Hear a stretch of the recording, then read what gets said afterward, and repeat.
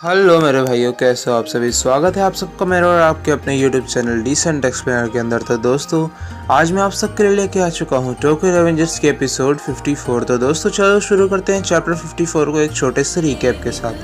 दोस्तों चैप्टर 53 में हमने देखा था इनुई और कोको का पास्ट, जहाँ पे जो हमारा कोको होता है वो इनुपी की बड़ी बहन से प्यार करता होता है और असल में इनुपी के घर में आग लग जाती है, जिसमें से इनुपी तो बच जाता है लेकिन उसकी बहन को काफ़ी चोटें लग जाती हैं और उसके इलाज के लिए 40 मिलियन येन चाहिए होते हैं उन्हें। और इनुपी के परिवार के पास इतना पैसा नहीं होता है और उसके बाद कोको कसम खाता है कि मैं ये पैसे जमा करके रहूँगा चाहे मैं मर ही क्यों ना जाऊँ।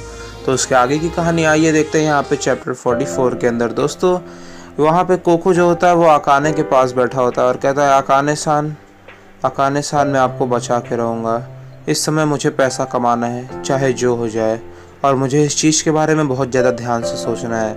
उसके बाद दोस्तों वो अपने घर पे बैठा होता है काफ़ी सारे बुक लेकर और फिर वो बार बार लगातार इसी के बारे में सोचता होता है कि क्या मुझे इलीगल काम करना चाहिए। मुझे पता तो चल चुका है कि पैसे कैसे बनाए जाए जल्द से जल्द, लेकिन उसके लिए मुझे गलत काम का सहारा लेना होगा। उसके बाद दोस्तों कोको ने गलत काम का सहारा लेना शुरू कर दिया। उसने कुछ दोस्तों या लोगों को जमा किया जो कि बच्चे ही थे उसी की तरह, और उसने उन सबको कहा चोरी करने के लिए और लोगों को ब्लैकमेल करने के लिए। फिर उसने कहा कि सुनो तुम सब, मेरे पास कोई प्लान नहीं है। अगर तुम सब पकड़े गए तो ये तुम्हारे लिए अंत होगा, लेकिन अगर तुम सब मेरी इन्फॉर्मेशन के हिसाब से आगे चलोगे तो हम में से कोई भी पकड़ा नहीं जाएगा। फिर नूपी कहता है दोस्तों कि कोई भी रेगुलर किड ऐसा करने की हिम्मत नहीं करेगा और हम इस चीज़ में काफ़ी ज़्यादा सक्सेसफुल हो रहे थे।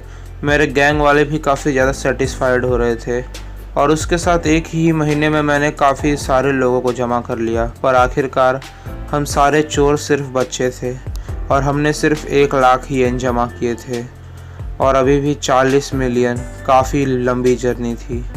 मुझे कैसे भी बस पैसा जमा करना है, पैसा पैसा पैसा। और जो 1 लाख येन बचे थे वो भी हमने हमारे गैंग के फंड से जमा किए थे।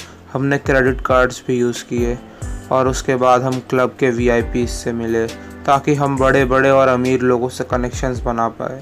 फिर उसके बाद दोस्तों हम देखते हैं कि जो हमारा कोको होता है वो एक बड़े गैंगस्टर से मिलता है और वो कहता है तो तुम ही वो बच्चे हो क्यों, है ना। फिर कोको कहता है कि हाँ, अगर तुम्हारी जो रिक्वेस्ट है उस रिक्वेस्ट को पूरा करने के लिए तुम मुझे उतना पैसा दोगे जितना मैं चाहता हूँ तो मैं उसे मान लूँगा चाहे वो जो भी हो। फिर उसके बाद वो गैंगस्टर कहता है कि तो ठीक है, ये मुझे काफ़ी अच्छा सुनाई दे रहा है। मेरा प्लान ये है कि जो भी मेरे अमीर दोस्तों ने क्राइम या गलतियाँ की हैं तुम सब उनकी जगह ले लोगे और उनका नाम उससे हटा दोगे। फिर कोको अपने मन में सोचता है कि हम सब माइनर हैं, हमारी उम्र 18 साल नहीं है। अगर हमें इन सारी चीज़ों के लिए सज़ा दी भी जाएगी तो काफ़ी कम सज़ा दी जाएगी, तो ये हमारे लिए परफेक्ट बिजनेस है और हमारे पास फाइनेंशियल सोर्सेज भी हैं। फिर उसके बाद दोस्तों कोको अपनी गैंग के पास जाता है और कहता है तो अब सुनो तुम सब, आज की जो हमें रिक्वेस्ट आई है वो असल में ऐसा है कि। और दोस्तों कोको उन्हें समझा ही रहा था, वो इस चीज़ के लिए काफ़ी ज़्यादा डेस्परेट था। तभी उसे एक कॉल आता है जो कि इनुपी की तरफ से होता है और उसके बाद कोको उस कॉल को पिकअप करता है और कहता है हेलो, क्या हुआ। और उसके बाद इनुपी कहता है अकाने सान मर गई कोको। और दोस्तों ये सुनकर कोको का शौक तो मुझे बताने की ज़रूरत ही नहीं है, आप सब जानते हो कि क्या हुआ होगा उसके साथ। और इसके बाद दोस्तों हम प्रेजेंट में आ जाते हैं जहाँ पे हमारा जो इनुई होता है वो कोको के मुंह पे एक मुक्का मारता है और कहता है कि उस चीज़ से अब बाहर आ जाओ कोको, अकाने जा चुकी है। सुन के दोस्तों कोको एक लात मारता है इनुई को और कहता है चुप हो जाओ तुम मुझे इस तरह से मत देखो, समझे। मैं कुछ भी करूँगा, अगर कोई भी रिक्वेस्ट मुझे आएगी तो मैं वो करूँगा पैसों के लिए चाहे जो हो जाए। उसके बाद मेरी इज्जत बढ़ती गई, हर जगह ये बात फैलती गई और लोग मुझे जानने लगे। लोग मेरे पास आए, मुझसे रिक्वेस्ट की मुझे अपने साथ बुलाने के लिए। और उसके बाद दोस्तों हम इज़ाना को देखते हैं जो कहता है तो तुम ही वो हो मनी मेकिंग जीनियस जो चंद समय में पैसे बना सकता है, क्यों, है ना। उसके बाद दोस्तों कोको कहता है कुरोकावा इज़ाना। और उसके बाद दोस्तों हम ताइजू को देखते हैं और वो कहता है कि ओह तुम तो मेरी उम्मीद से काफ़ी ज़्यादा छोटे हो, तुम इतने सारे पैसे कैसे बना लेते हो। फिर उसके बाद कोको कहता है शिबा ताइजू, जिन सब ने मुझसे रिक्वेस्ट की अपने साथ बुलाने के लिए और वो सब मुझे अपने साथ मिलाने के लिए इतने पागल क्यों थे पता है। ये बहुत ज़्यादा सिंपल है इनोपी। पैसा, पैसा ही सब कुछ है और तुम भी उन्हीं लोगों की तरह हो, क्यों है ना इनोपी? आखिरकार तुम भी चाहते थे ब्लैक ड्रैगन्स को दोबारा से खड़ा करना, इसी वजह से तुम मुझे चाहते थे ब्लैक ड्रैगन्स के अंदर, क्यों है ना? और उसके बाद इनोपी कहता है कोको, अकाने मर चुकी है, बस मैं यही कहना चाहता हूँ। और उसके बाद दोस्तों कोको को काफ़ी ज़्यादा गुस्सा आ जाता है और वो कहता है चुप हो जाओ इनोपी, मैं इस समय इमोशनल नहीं होना चाहता हूँ, समझे? मैं इस गुस्से को बरकरार रखना चाहता हूँ। जिस किसी ने भी आज तक मुझे अप्रोच किया अपनी गैंग में लाने के लिए या अपने साथ काम करने के लिए, वो सब सिर्फ पैसे के लिए था, क्या तुम्हें समझ नहीं आता? और उसके बाद दोस्तों इनोपी कहता है कोको बेवकूफ़, अकाने मर चुकी है, अकाने मर चुकी है।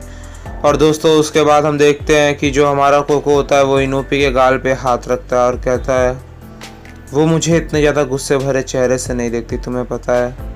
अगर इस समय वो मुझे देखती, अकाने सान अगर मुझे देखती। और उसके बाद दोस्तों कोको जो होता है वो इनुई को अकाने की नज़रों से देखने लगता है और हम वापस फ्लैशबैक में चले जाते हैं जहाँ पे हमारा कोको अकाने की डेड बॉडी के सामने खड़ा होता है और कहता है ये काफ़ी ज़्यादा दर्दनाक था, क्यों है ना? पर अब आप आराम कर सकती हो अकाने सान, अब आपको और ज़्यादा दर्द झेलने की ज़रूरत नहीं है।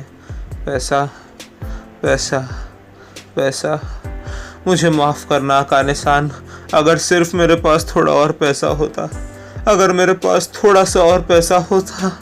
और हम दोस्तों दोबारा प्रेजेंट में आ जाता है जहाँ पे कोको कहता है अकाने सान मर गई, मुझे ये चीज़ बहुत अच्छे से पता है बेवकूफ़, पर मैं वापस समय को बदल नहीं सकता हूँ।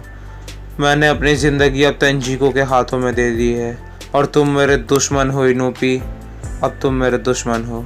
और उसके बाद दोस्तों मूंछो बीच में आ जाता है और कोको को पीछे कर देता है और कहता है कि बस बहुत हुआ, अब तुम पीछे हो जाओ कोको नोई, अब यहाँ से इनोई तुम मेरे अपोनेंट हो, समझे? और उसके बाद दोस्तों इनोई कहता है कोको आखिर क्यों? फिर उसके बाद दोस्तों हमें उस सीन में ले जाया जाता है जहाँ पे ताकेमिची और काकुचो की लड़ाई होने वाली होती है और ताकेमिची जो होता है वो काकुचो के ऊपर रश करता है और उसके बाद काकुचो उसे एक ही हिट में नीचे गिरा देता है और कहता है कि तुम काफ़ी ज़्यादा कमज़ोर हो ताकेमिची, क्या तुम सिर्फ भौंक सकते हो, क्या तुम्हें काटने नहीं आता है? हाँ। फिर उसके बाद ताकेमिची कहता है कि मेरे रास्ते से हट जाओ काकुचो, मेरा दुश्मन किसाकी है, तुम नहीं। फिर उसके बाद काकुचो कहता है कि लेकिन जब तक मैं यहाँ खड़ा हूँ तुम उसके आसपास भी नहीं जा सकते हो ताकेमिची। फिर उसके बाद ताकेमिची कहता है हाँ, ये बेवकूफ़ मुझे उस गधे तक जाने नहीं देंगे। फिर उसके बाद किसाकी कहता है कि मुझे लग रहा है कि काफ़ी ज़्यादा मुश्किल हो रही है तेंजिको को हराने में तोमान को, क्यों है ना इज़ाना? और तभी दोस्तों हम देखते हैं कि चिफुयो ताकेमिची की तरफ बढ़ता है, कहता है ताकेमिची नहीं। तभी दोस्तों मोची चिफुयो को एक फाइट मारता है और कहता है कि तुम्हें अपने दुश्मन के ऊपर ध्यान देना चाहिए, दूसरों के ऊपर ध्यान मत दो बेवकूफ़। फिर उसके बाद चिफुयो कहता है तू कमीने गोरिल्ला। फिर उसके बाद चिफुयो कहता है शिट, मैंने अभी अभी एक सरप्राइज अटैक के बारे में सोचा था लेकिन ये इतना ज़्यादा ताकतवर है कि मैं क्या कहूँ। फिर उसके बाद इज़ाना खड़ा होता है और वो कहता है कि साकी से कि हमने जुवेनाइल सेंटर में एक गैंग बनाई जब हम 13 साल के थे, द जनरेशन ऑफ ब्रूटैलिटी। हमने एक पुलिस वाले को मारा जिसने लड़ाई को रोकने की कोशिश की और मोची का क्राइम यही था कि वो लॉ के खिलाफ गया, वो बेवकूफ़ है, क्यों है ना? फिर हानमा कहता है कि दिलचस्प है। फिर उसके बाद दोस्तों इनोपी कहता है कि मूंछो मेरे रास्ते से हट जाओ, मुझे कोको से बात करनी है। और असल में इज़ाना बताता है कि जो मूंछो होता है असल में उसका क्राइम होता है हाफ मर्डर का। फिर हानमा कहता है हो, ये तो और भी ज़्यादा खतरनाक है मोची के मुकाबले। फिर उसका इज़ाना कहता है कि उसने एक बंदे की स्पाइनल कॉर्ड को तोड़ दिया था और उसके बाद उस बंदे को लोअर बॉडी पैरालिसिस हो गया। फिर हानमा कहता है वो इतनी ज़्यादा ताकत, क्या उसने उसे कार से मारा था? फिर उसके बाद इज़ाना कहता है कि नहीं, उसने उसे कंक्रीट पर उठा के पटक दिया था। और उसके बाद दोस्तों इनुई रश करता है मूंछो की तरफ और मूंछो उसे उठाकर ज़मीन पर पटक देता है और हानमा कहता है क्या बात है, उसे जूडो भी आता है। और उसके बाद दोस्तों इनुई की हवा निकल जाती है और मूंछो उसके ऊपर बैठ के कहता है कि तुम ख़त्म हो चुके हो इनुई। और तभी दोस्तों हम देखते हैं कि एंग्री और जो हक्काई होते हैं वो टीम अप करके लड़ रहे होते हैं हैतानी ब्रदर से। और उसके बाद हक्काई कहता है क्या तुम्हारा हाथ ठीक है एंग्री? फिर एंग्री कहता है कि मुझे जहाँ तक लग रहा है कि मेरा हाथ टूट चुका है। जो हैतानी ब्रदर्स में छोटा वाला भाई होता है वो कहता है, हाँ, क्या तुम्हें अभी से डर लग रहा है? कम ऑन, मुझे तुम्हारे दूसरे हाथ को भी तोड़ना है, समझे? फिर वो कहता है अपने बड़े भाई से कि हे भाई, मुझे लग रहा है ये लोग मुझे कमज़ोर समझ रहे हैं क्योंकि मैं छोटा हूँ, क्यों है ना? फिर उसके बाद दोस्तों जो बड़ा वाला भाई होता है वो कहता है कि इन्हें दिखाओ रिंडू कि तुम क्या कर सकते हो। फिर उसका इजाना कहता है हैतानी ब्रदर, हाँ, उनका क्राइम ये था कि ये लोगों को मौत तक मारते थे। फिर उसके बाद हानमा कहता है कि ये चीज़ तो मुझे पता थी, आखिर वो लोग रोपोंगी के रूलर जो हैं। फिर उसके बाद इजाना कहता है कि उस समय पूरे टोक्यो की सबसे बड़ी और सबसे ताकतवर गैंग थी रोपोंगी क्योगोकू, और उनके कैप्टन और वाइस कैप्टन ने यह डिसाइड किया कि वो लोग हैतानी ब्रदर से 1-on-1 की लड़ाई करेंगे। और उसके बाद उसका रिज़ल्ट ऐसा था कि रान ने उसके कैप्टन को 1-on-1 में तुरंत ही हरा दिया। उसके बाद जो उसका छोटा भाई था रिंडो, उसने असल में वाइस कैप्टन के हाथों को लॉक कर लिया अपनी टेक्निक से, और फिर रान ने उसे जानवरों की तरह मारा उसके जॉइंट्स पर, और उसके बाद उसे हॉस्पिटल ले जाया गया और उसका स्कल पूरी तरह से फ्रैक्चर हो चुका था, उसके चेहरे का नक्शा बदल चुका था और ऑब्वियस सी बात है वो बच नहीं पाया। फिर हानमा कहता है और इसके बाद 13 साल की उम्र में हैतानी ब्रदर्स टॉप पे आ गए, क्यों है ना? और उसके बाद दोस्तों हम उस पास्ट को देखते हैं जहाँ पे हैतानी ब्रदर ने उन दोनों को हराया होता है, और जो उनका बड़ा भाई होता है रान, वो कहता है कि हमें किसी टीम की ज़रूरत नहीं है, हैतानी ब्रदर अकेले ही पूरे रोपोंगी को रूल करेंगे, तो तुम सब जा सकते हो। फिर हम प्रेजेंट में आ जाते हैं जहाँ पे जो इजाना होता है वो कहता है जनरेशन ऑफ ब्रूटैलिटी, हमने ही तेंजिको को बनाया है, कोई फ़र्क नहीं पड़ता कि तुमान कितना स्ट्रगल करे, सब कुछ बेकार है, आज की लड़ाई की विजेता तेंजिको ही होगी, और आज जीत का ताज हम ही पहनेंगे।